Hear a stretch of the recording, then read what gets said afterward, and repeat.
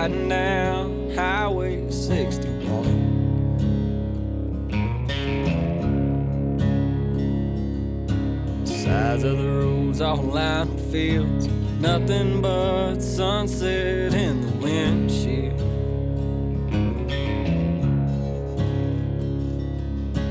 Feel it as soon as I ride into town. This is where I go to slow down.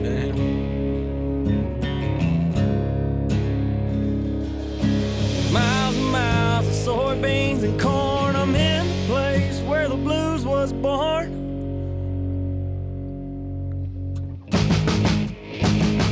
About a mile from the big muddy river, place I'll always remember. Cabin on the lake and a fishing pole. Forever here I'll rest my soul. I can feel my worries drift away from being out in the sun all day. No matter where in the world I go, I'll always find home on the banks of that oxbow.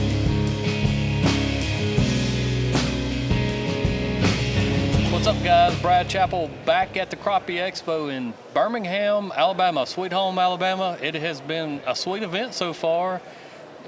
Today is the Saturday of the event. People are strolling in here, enjoying the show, and a lot of cool things going on. But, you know, I had both of these guys on the podcast back in the summertime, and they did really good. I had a lot of really good comments from them. And I'm going to let them introduce themselves, and we'll kick off the show right after that. So, sounds good.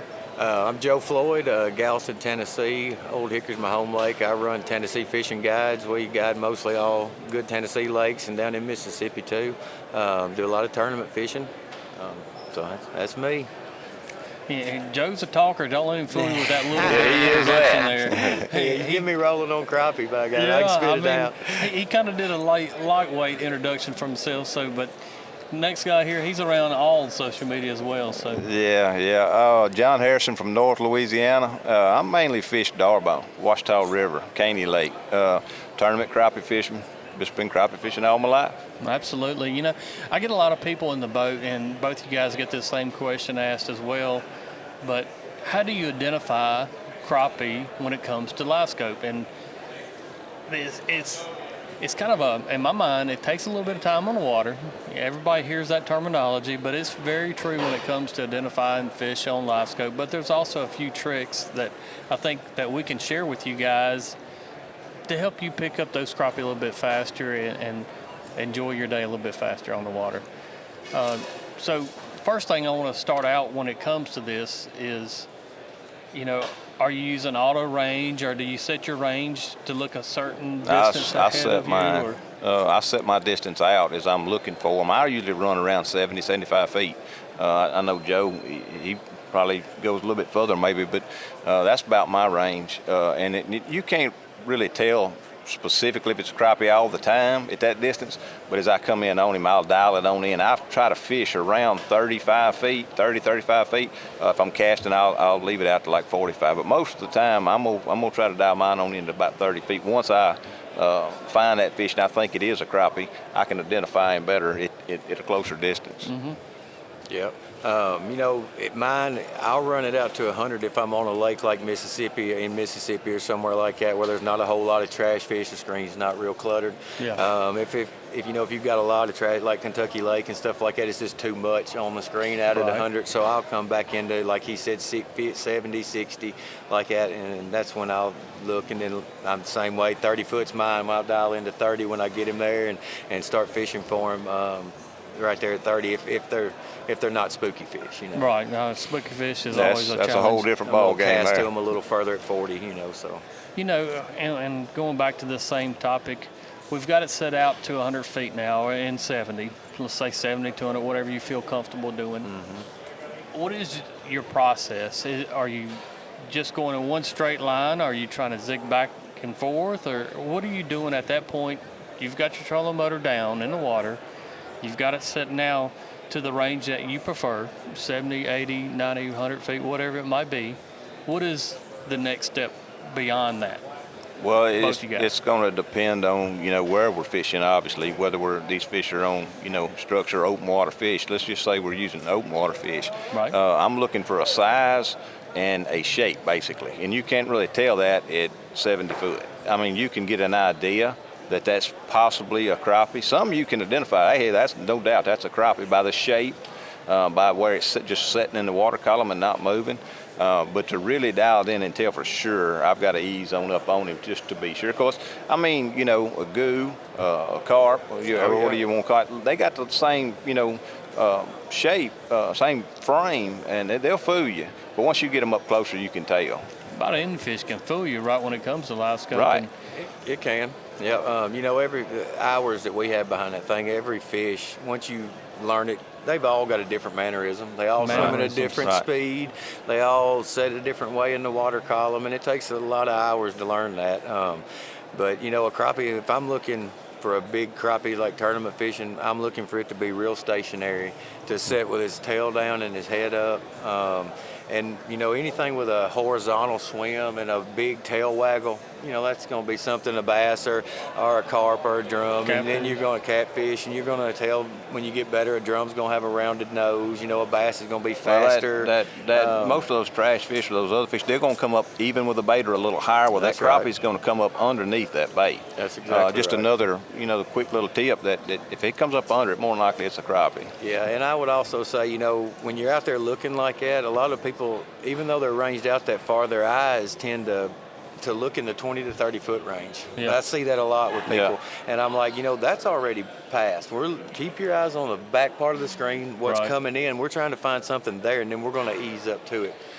Whenever I got mine at 100 feet, and that's typically what I like to run, and I'm going, half a mile an hour up to a mile and a half if it's an area that's not a lot of things happening, That's trash right. fish and different things, and I'm just looking for something to come up on that screen. The first thing that pops up to my mind that takes me off the gas or the throttle, what have you, is a solid blip, I guess is the terminology. Yep. If I see anything flickering, my foot is staying on the gas and I'm rolling past it. That's well, right. why is that? Because the fish is moving. Well, most it's of the time. flickering. It's just not that crappie presentation of that fish to me.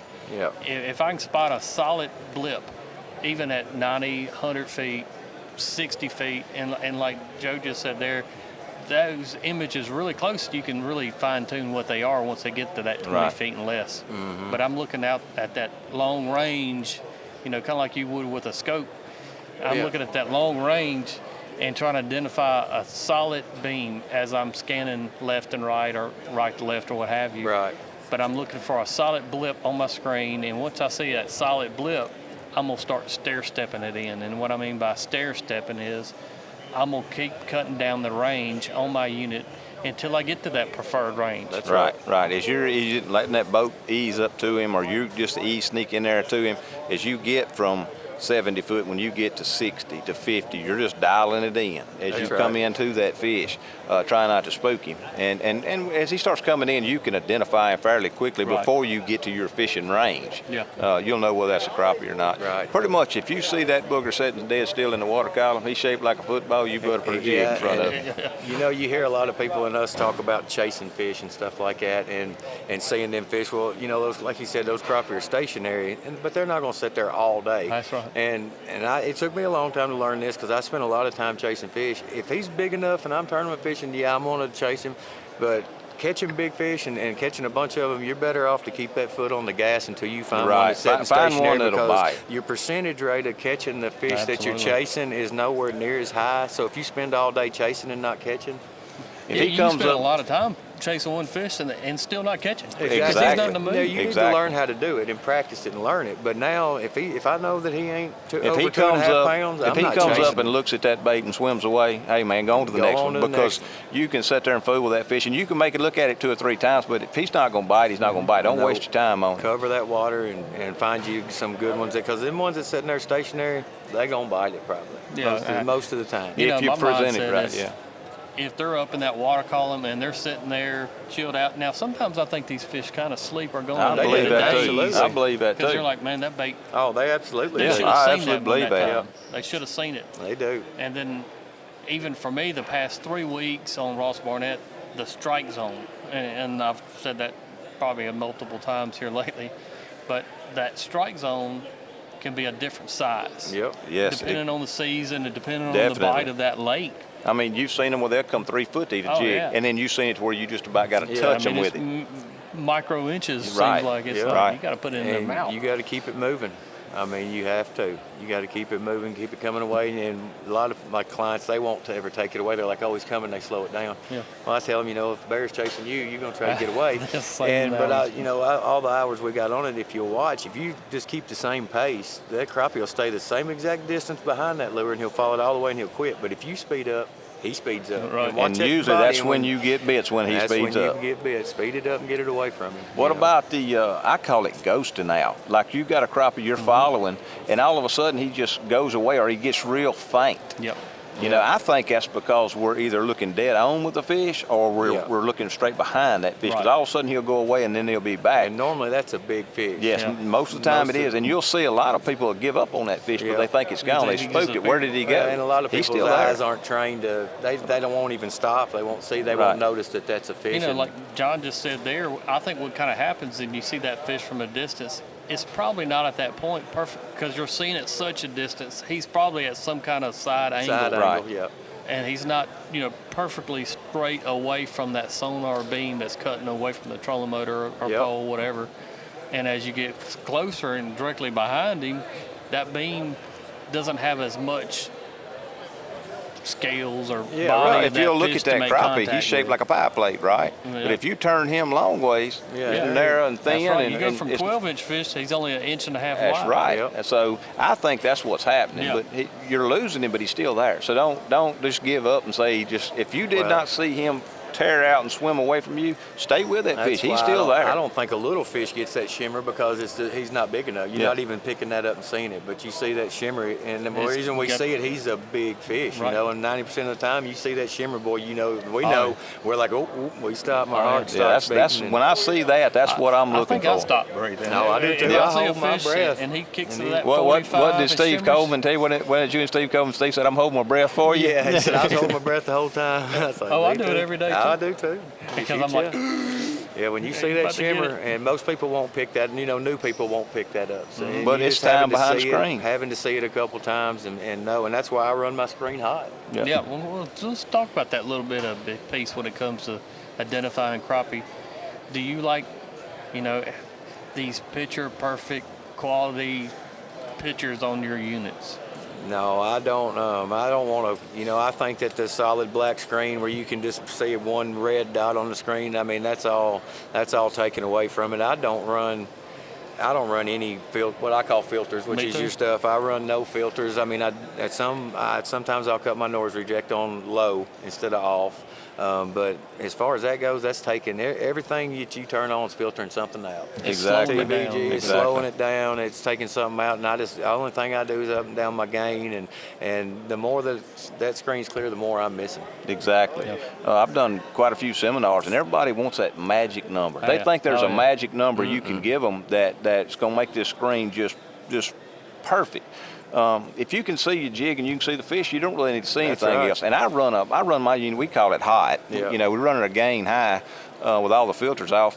And it kind of muddies up the screen. There's a lot of trash in that screen, but we're seeing more detail. Right. And that's what I'm looking for. And that's the reason why you're running them hot, because Right. you can see that details of how they're reacting better, that shimmer even better. And we'll run our color gains up to 90, Yeah. in the Yep. 90s, and run that color gain all the way up. I run mine right at 90, I think, and that, And that's mine's going high to 80s, high make that mid-80s. fish pop. Now, when you're fishing structure, it's going to tend to cloudy the bushes and stuff up. When you run that color gain up, you're not going to get just a picture perfect name. You're not going to be able to see every little arm of a bush. bush. Because it's highlighting it so much, but in open water, I mean, it's a must, I think. I think a lot of people, they get their units and they're looking for that, like we said, magic number. They want to put these numbers in their unit, and it's just going to be that way for Yeah. every body of water, every Yeah. time of day, and it's not that way. We're constantly Constantly tinkering changing. with these things, running our gain up, running our gain down.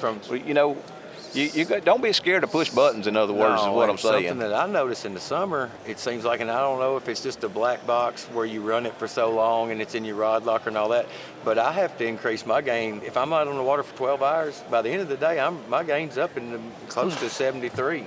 Oh, Where wow. I started it in the mid 60s. Now I don't know if it's just a black box heating up, but I mean, it's done it ever since I've been running livescope. Right. If I run in the summer when it's hot, I have to. Well, you it ever seems noticed like- how when you get there in the morning, it's hazy. It's already fogged up. It's a lot of stuff in the water. It looks like it's just sunlight penetrating. I think once it. When the blossom comes on. Yeah. I mean, Pollen. that's the only pollen. Pollen's That's the only terrible. time that we're messing with it, really. Yeah. A bunch, But you can. There's settings you can tinker with to filter a lot of that out and still be able to salvage your morning fishing. Yeah. I've seen some tough mornings, and Yeah. I've changed transducers. Pollen's a whole nother topic. That's Oh, yeah. probably the most challenging time to get a live scope and try to learn it for sure. Yep. But, it's kind of, when we think about settings, I would just about bet everything that I got that if you got in my pickup truck right now and drove it, you would have to adjust my seat. Absolutely. You would have to adjust my rear view mirror. You would have to adjust that side mirrors on each side. It's kind of like that to me, that you're going to be more comfortable once you have these adjustments the way that you like them. Right. And if all of a sudden, they're not going to work for Joe like they would for John here, Right. but they work for me. Right.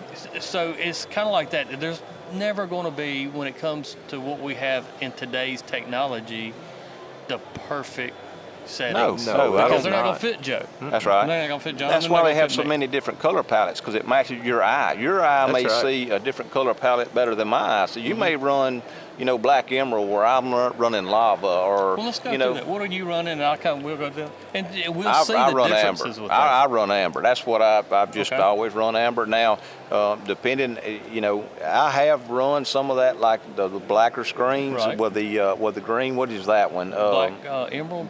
Maybe Moss. black. Maybe Moss, black. too. I think it's black emerald. I have run that some, depending, like you said, when we have the pollen in the water. If I'm trying to filter out stuff, because that's a lot of just black, and it seems to help. But most of the time, I'm gonna run the old amber. I mean, that's just a Noise reject.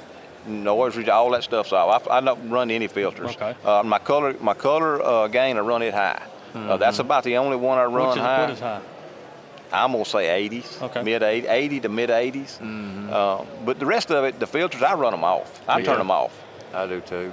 The only time that I'll really, like you said, I'll give you a little tip with the pollen is I will run a moss or a green emerald, and I'll run my gain up. It sounds funny, but I'll run my gain up high, and it's the only time I cut color limit on, and then I'll start that color limit up until the pollen disappears. Yeah, that's some good advice right there. And then that's the People need to only listen time to that I that. ever use color limit. I'll use that, and then I'll run my gain up high, and the screen's real clouded, and then move that color gain up until that pollen disappears, and the image stays lit up, and you can work through it then. I hate pollen. No, I do yeah. too. Yeah, that's why I said, you can still Give me fish, but any there's other some water. settings. You can tinker with your settings when that pollen's in the Yeah. water. You can still fish. Oh with it. yeah, but I run amber too on every day. I think Amber. I think you get the best definition as far, even in brush piles and stuff. The other colors seem to halo a lot. I think amber gives you the best definition. Now there's sometimes when the sun's just killing you that you might have to switch over Yeah, to a yeah, green now emerald. that's a time when I when would it's swap. real high and you have to, you might have to switch to that moss just to be able to see it because that amber in the sun. But That amber seems to help bottom separation It too. And that does. fish is It laying really on the does. bottom, kind of give you a and it little helps bit. you I like identify amber. fish. I mean, that's just, I guess whenever you turn on the live scope the first time, that amber pops on the screen, and Yep. I was like, man, I'm Well, not going to change up nothing until I kind of figure out And the it's, basics it's of their this thing. default So, setting for a reason, Yeah. I mean, I run pretty much the same settings, which is, I think my color limit's set out at 80, and I will adjust to that, here and there. For the most part, it's set on 80. All the filters are off because, like both of these guys are saying, I want this screen to be as fast as possible. absolutely. And if you throw your noise rejection on high and everything, your settings at different levels, I personally like them all off to have that screen really fast. Yep. As what's happening. Casting to them right now, I would say at least half the bites that my clients get, and they're casting to them, I will see the bite before they feel it. Oh, absolutely. yeah. And that's because of running a screen really fast. Yep. Now, if it was run with, my noise reject high and such, they would feel it before I would see it. Right. That's right. So now, and I want it to be as current time frame as possible. Yep. So Yeah, that's why I run them I've all. fished behind some screens that had a little bit of lag time in them, and they will mess with you. Yeah, If you're oh, used to yeah, having a when you- fast screen, they will mess with you. If you can't, and that's even probably a good tip in my mind is, if you've got to feel the screen, the thumb, maybe you want to run those and then Yeah. those filters up. And if you're not being able to identify that strike as well, but typically for me, if I see a fish set up at 45 and I'm seeing my jig at the same time, and he jumps on it, and he or she jumps on it, and I don't see that bait, I'm gonna set the hook. Oh, Oh, absolutely. yeah. And really, like I said, at least half the time that fish is there. Oh, He's on it. boy, Oh, yeah. And I ain't felt And- it yet, or they haven't felt it Absolutely, and I'll tell them, I'll yell yank. Oh. I yell yank up there, and, Oh. and if Well, they you- don't, I said, you just got bit. And if you really know what you're looking at, you watch live screen close. If they don't jerk and he spits it back out, you can see a little burst of oxygen air bubbles, and that's where he flared his gills and bit that thing. And when you get good at looking at the screen and knowing, I said, you see that little air bubbles? That's where he hit your bait. Yeah. And they say, he didn't hit it. I'm like, oh, no, he hit it. Yeah, you see them oxygen? Oh, He hit it. oh, I promise yeah. you, he did. Yeah. It's gone. He's gone. And then they were about setting up, like, man, Yeah, the that- fish is swimming it's off. off, So, yeah. you can leave it down there. Yeah, That's not a that's problem. right. But, casting in single pole, and we're talking about the old terminology, sniping, bogeys and such. But whenever I identify a fish at that distance, I really feel like once it gets below 40 feet on the screen, on my unit, I can really key in of the size of the unit. Right. And if it's a crappie or not. Yep. Now, every now and then, there's going to be fish that shock you Oh, and yeah, surprise you're you. going to catch Well, a let's stripe, talk or you're about going that. to catch a goo. Do you run grid lines? Y'all run Yeah, absolutely I run do. grid lines, and here's the reason I run grid lines. And I fish Darbone a lot. I'm gonna give Darbone as an example. You got a lot of fish there that'll have the frame, and I can tell his frame better with those grid lines. Yeah. And he may have the frame of a 2-pound fish, but may not weigh 1.5 pounds. That's why in these tournaments we always checking these fish when we go in pre-fishing. We want to see, he may have a big frame, but he may not weigh what he Exactly. should on Yep. this lake versus that lake. So I use that grid line to help me determine the size of the fish, Oh, the yeah, quality of absolutely. fish, more than I do a distance or anything like that. I don't use it for distance, but I think those grid lines help you. I really do. Like tournament fishing, we wanted them 2 foot by 2 foot blocks, and the crappie's going to have a little halo around him on Yeah. that screen. So I'm wanting him to fill that block up pretty close. And if it's a block and you got it set at 25 feet and each block is a 12 inches, Yeah.